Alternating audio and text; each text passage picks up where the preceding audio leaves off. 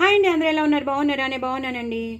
ఇవాళ నేను మీ ముందుకి నల్ల శనగలతో ఉల్లిపాయలు వేసి ఫ్రై చేస్తున్నాను.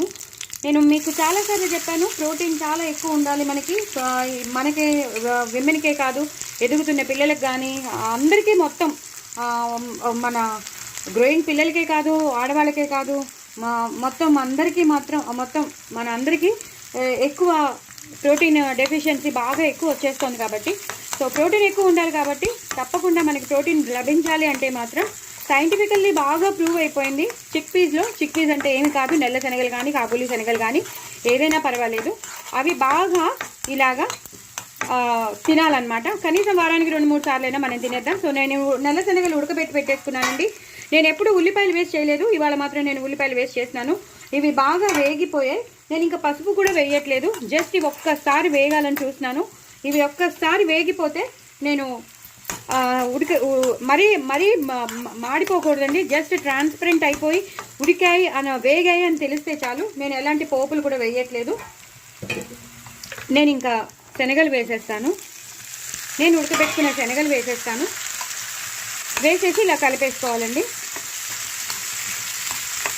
జీలకర్ర, ఉల్లిపాయలు, ఎందుకంటే నేను శనగల్లోనే పసుపు అన్నీ వేసేసాను కాబట్టి మళ్ళీ ప్రత్యేకంగా నేను ఇంకా పసుపు వేయట్లేదు. అలాగే కొంచెం కరివేపాకు, అలాగే కొంచెం ఉప్పు, అలాగే కొంచెం కారం. చాలా సింపుల్గా, చాలా టేస్టీగా నేను చెప్పేది అది. చాలా సింపుల్గా, చాలా టేస్టీగా, బట్ అన్నీ ఉంటాయి. ఉల్లిపాయలు ఉంటాయి, కరివేపాకు ఉంటుంది, ఆ ఫ్లేవర్స్ మనకి కావాల్సిన ఫ్లేవర్స్ ఉంటాయి, అన్నీ ఉంటాయి. సో ఇప్పుడు కొంచెం కొత్తిమీరతో గార్నిష్ చేసేసుకోవడమే. ఇంకా ఎలాంటి గరం మసాలా అలాంటివి వేయద్దు, బాగోదు. ఇలా సింపుల్గా తింటుంటేనే బాగుంటుంది.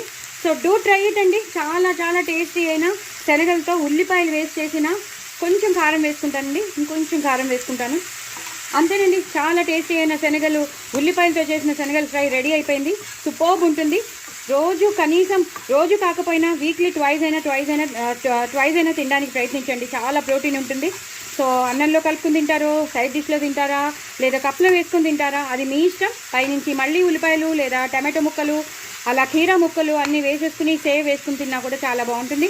చాలా చాలా బాగుంటుంది. పిల్లలు ఇష్టపడతారు, అందరూ ఇష్టపడతారు. చాలా చాలా ప్రోటీనియస్, చాలా సింపుల్గా, చాలా టేస్టీగా అయిపోయింది. చూసారు కదా, గరం మసాలా వేస్తే మళ్ళీ కడుపులో మంట ఇవన్నీ రావడం, అలా కాకుండా చక్కగా ఇలా చేసుకుంటే మాత్రం సూపర్బ్ ఉంటుంది. ఎంత తింటున్నామో మనకే తెలీదు, ఎందుకంటే అంత కమ్మగా ఉంటాయి కాబట్టి. డూ ట్రై ఇట్ అండి. నా ఛానల్ మాత్రం సబ్స్క్రైబ్ చేసుకోవడం అసలు మర్చిపోదు. బాయ్ అండి.